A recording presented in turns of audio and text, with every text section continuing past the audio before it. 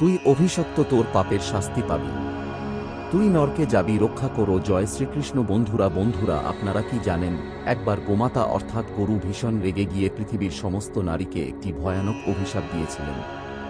তিনি এমন এক অভিশাপ দিয়েছিলেন যার ফল আজও সমস্ত নারী জাতিকে ভোগ করতে হচ্ছে। গোমাতার দেওয়া সেই অভিশাপ এতটাই শক্তিশালী ছিল যে স্বয়ং 3 লোকের স্বামী ভগবান বিষ্ণু তা খণ্ডাতে বা আটকাতে পারেননি। গোমাতা কেন এবং কি এমন অভিশাপ দিয়েছিলেন, আসুন আজ আমরা এই পবিত্র গল্পের মাধ্যমে তা জেনে নিই। দাপর যুগের কথা। একদিন ভগবান শ্রীকৃষ্ণ তার দ্বারকা নগরীতে বসে বিশ্রাম নিচ্ছিলেন। ঠিক সেই সময় তার প্রধান মহিষী রানী রুক্মিণী সেখানে উপস্থিত হলেন। রানী হাত জোট করে বললেন, হে প্রভু, আজ সকালে আমি যখন আমার দাসীদের সাথে বাগানে ভ্রমণ করতে গিয়েছিলাম তখন আমার এক দাসী আমাকে একটি অদ্ভুত প্রশ্ন করেছে।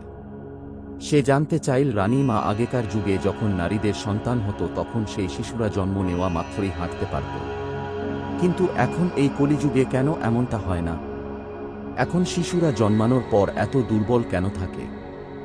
রানী রুক্মিণী আরও বললেন, প্রভু, দাসীর এই প্রশ্নের উত্তর আমার জানা ছিল না, তাই আমি আপনার কাছে এসেছি। দয়া করে আপনি আমাকে এর সঠিক উত্তরটি বুঝিয়ে বলুন। তখন ভগবান শ্রীকৃষ্ণ মৃদু হেসে বললেন, হে দেবী রুক্মিণী, এটি কেবল তোমার বা তোমার দাসীর প্রশ্ন নয়, এটি সমগ্র পৃথিবীর নারী জাতির প্রশ্ন। তুমি যখন এই প্রশ্নের উত্তর জানতে এতই আগ্রহী তাহলে শোনো, আমি তোমাকে একটি পুরনো আমলের গল্প শোনাচ্ছি। এই গল্পের মাধ্যমেই তুমি বুঝতে পারবে কেন আজকাল নারীদের সন্তান জন্ম নেওয়ার সাথে সাথে আর হাঁটতে পারে না। রানী রুক্মিণী বললেন, হে প্রভু, আমি আপনার মুখ থেকে সেই পবিত্র কথা শোনার জন্য অধীর আগ্রহে অপেক্ষা করছি। দয়া করে শুরু করুন। তখন শ্রীকৃষ্ণ বলতে শুরু করলেন, হে দেবী, অনেক কাল আগের কথা। এক নগরে গিরিধারী নামে এক ব্যক্তি বাস করত।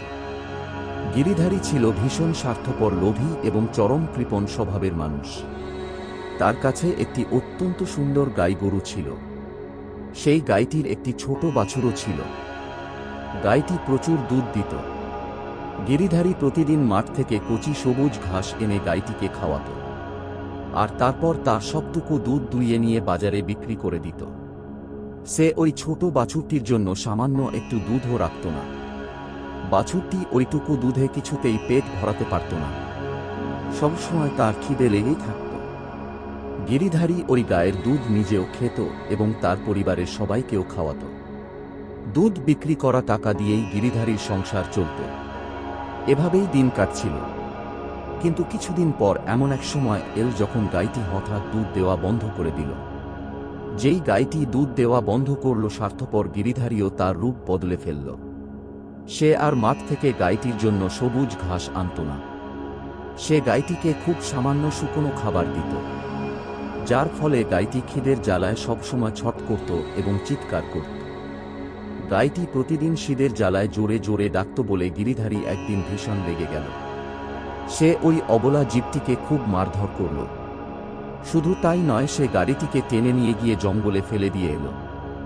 সবচেয়ে নিষ্ঠুর কাজটি সে করল, গাইটিকে তার আদরের ছোট বাছুরটির থেকেও আলাদা করে দিল। বেচারা গাইটি গিরধারীর মারে আঘাত পেয়ে খোঁড়াতে খোঁড়াতে জঙ্গলে একা ঘুরে বেড়াতে লাগল। একদিন ঘুরতে ঘুরতে সেই গাইটি জঙ্গলের ভেতরে থাকা একটি মন্দিরের সামনে গিয়ে পৌঁছাল। সেখানে দাঁড়িয়ে চোখের জল ফেলতে ফেলতে সে ভগবানের কাছে প্রার্থনা করে বলল, হে প্রভু, আমি পূর্বজন্মে এমন কি পাপ করেছিলাম যে আমাকে এই পশুর জনিতে জন্ম নিতে হল? কান্নাজডিত কণ্ঠে গাইটি ভগবানকে নালিশ জানাল, হে প্রভু, আপনি তো ত্রিভুবনের মালিক। আপনি সবই দেখছেন এই মানুষ জাতি কতটা স্বার্থপর। যতদিন আমি দুধ দিয়েছি ততদিন এরা আমার কত সেবা করেছে, আর যেই দুধ দেওয়া বন্ধ হলো অমনি আমাকে মারধর করে বাড়ি থেকে তাড়িয়ে দিল। সে আরও বলল, প্রভু, আপনি ৮৪ লক্ষ জনের মধ্যে মানুষকে সবার শ্রেষ্ঠ বানিয়েছেন, কিন্তু এই মানুষই কত পাপ আর অন্যায় কাজ করে। যতক্ষণ আমার শরীরে সামর্থ্য ছিল ওই গিরধারী আমাকে ঘরে রেখেছিল। এখন আমার দুধ নেই বলে সে আমাকে এক মুঠো ঘাসও দেয় না। এমনকি আমার কলিজার টুকরো বাছুরটিকেও আমার থেকে কেড়ে নিয়েছে। এখন আমি এই গভীর জঙ্গলে একা একা ঘুরে বেড়াচ্ছি। বন্য পশুদের ভয়ে আমাকে সবসময় তটস্থ থাকতে হয়। কোন রকমে দিন কাটাচ্ছি। হে ভগবান, আপনার সৃষ্টি করা এই শ্রেষ্ঠ জীব মানুষ আসলে কতটা নীচ, স্বার্থপর আর লোভী। শ্রীকৃষ্ণ রানী রুক্মিণীকে বলতে লাগলেন, হে দেবী, জঙ্গলে এভাবেই ধীরে ধীরে সময় কাটতে লাগল। সেই বেচারা গাইটি জঙ্গলে জঙ্গলে ঘুরে বেড়াত, কিন্তু তার মনে পুরনো মায়ার টান ছিল। তাই মাঝে মাঝে সন্ধ্যায় সে গিরিধারীর দরজার সামনে গিয়ে দাঁড়াত, কিন্তু নিষ্ঠুর গিরিধারী লাঠি দিয়ে মেরে তাকে আবার জঙ্গলের দিকে তাড়িয়ে দিত। দিনের পর দিন এমন ব্যবহারের পর গাইটি বুঝতে পারল যে ওই বাড়ি আর তার নয়, এই জঙ্গলই এখন তার আসল ঘর। হে দেবী, ঘটনাক্রমে কিছুদিন পর গাইটি গর্ভবতী হল। এখন সে সারাদিন বনে এদিক সেদিক ঘাস খেয়ে পেট ভরাত, আর সন্ধ্যায় সেই মন্দিরের কাছে এসে বসে থাকত। এভাবেই 4-5 মাস কেটে গেল। হঠাৎ একদিন বনের পথ দিয়ে এক মহিলা যাচ্ছিল। মহিলাটির নজর ওই গর্ভবতী গাইটির উপর পড়ল। সে মনে মনে ভাবল, এই গাইটি তো গর্ভবতী। আমি এক কাজ করি, একে আমার সাথে বাড়ি নিয়ে যাই এবং পালন করি। যখন এর বাচ্চা হবে তখন এ আমাকে দুধ দেবে। আমি সেই দুধ বিক্রি করে টাকা রোজগার করব। কিছুটা দুধ নিজেরা খাবো এবং বাড়ির বাচ্চাদেরও খাওয়াবো। শ্রীকৃষ্ণ বললেন, হে দেবী, সেই মহিলাটি যখনই গাইটিকে ধরার জন্য তার স্বামীকে ডাকতে বাড়ি ফিরে গেল, আর তার স্বামী বাড়ি থেকে সেখানে আসতে যতটা সময় নিল তার মধ্যেই গাইটি সেখান থেকে অন্য জায়গায় চলে গেল। এভাবেই আরও সময় পেরল এবং গায়ের প্রসবের সময় ঘনিয়ে এল। গাইটি জঙ্গলের এক নিরাপদ ও নির্জন জায়গায় গিয়ে থাকতে শুরু করল। অবশেষে একদিন গাইটি এক ফুটফুটে সুন্দর বাছুরের জন্ম দিল। শ্রীকৃষ্ণ বললেন, হে দেবী রুক্মিণী, গাইটি বাছুর প্রসব করার কিছুক্ষণ পরেই সেই লোভী মহিলাটি ঘাস কাটার জন্য ওই জঙ্গলেই এসেছিল। দূর থেকে সে দেখল যে একটি গাই বাচ্চা দিয়েছে। সে কাছে গিয়ে ভালো করে লক্ষ্য করে দেখল এবং চিনতে পারল। সে বলল, আরে, এত সেই গাইটি যাকে আমি পালন করার কথা ভেবেছিলাম। ও তো বাছুর দিয়েছে। যাক, ভালোই হলো। এবার আমি একে ধরে আমার বাড়ি নিয়ে যাব। যেই না মহিলাটি তার স্বামীকে ডাকার জন্য পা বাড়ালো, অমনি গাড়িটি মহিলাকে ডেকে বলল, হে বোন, আজ তুমি আমার উপর একটা উপকার করো। আমার এই বাচ্চাটি আমার পিছু ছাড়ছে না। দয়া করে তুমি একে তুলে আমার ঘাড়ের উপর রেখে দাও। আমি আমার বাচ্চাটিকে নিয়ে কোন নিরাপদ স্থানে চলে যাব, কারণ এই জায়গাটি নিরাপদ নয়। আমার বাচ্চা তো 8 মাস পর হাঁটার উপযুক্ত হবে। এখনই সে নিজের পায়ে হাঁটতে পারবে না। শ্রীকৃষ্ণ বললেন, হে দেবী, এটা তখনকার নিয়ম ছিল, এখনকার নয়। সেই যুগে নিয়ম ছিল গরুর বাছুর জন্ম নেওয়ার সাথে সাথে হাঁটতে পারত না।